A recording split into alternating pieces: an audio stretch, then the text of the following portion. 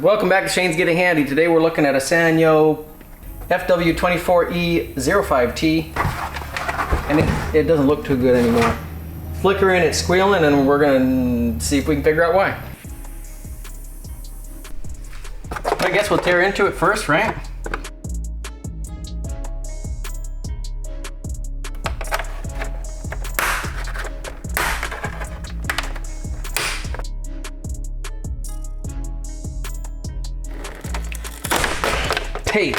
Tape, that's what it was.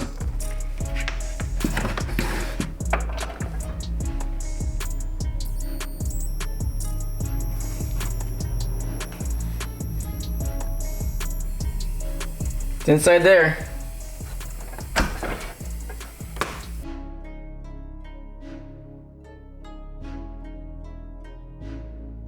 I'm pretty sure I found the problem. And I think it's this capacitor right here.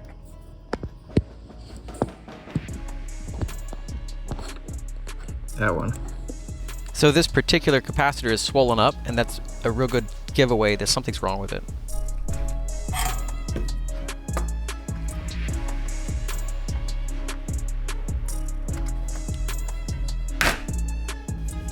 So we need to use flux and a desoldering wick to clear the holes for the new capacitor that's going to be installed in this place.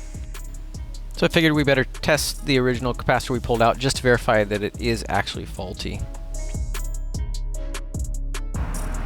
45. It's supposed to be 2200.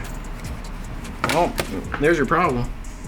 So this capacitor is on the 12 volt power supply line, and I didn't have an exact replacement, but I did have a 25 volt 1000 microfarad replacement that I figured would work pretty good. So I forgot to push record when I installed the capacitor, but at least you get to watch me snip off the leads.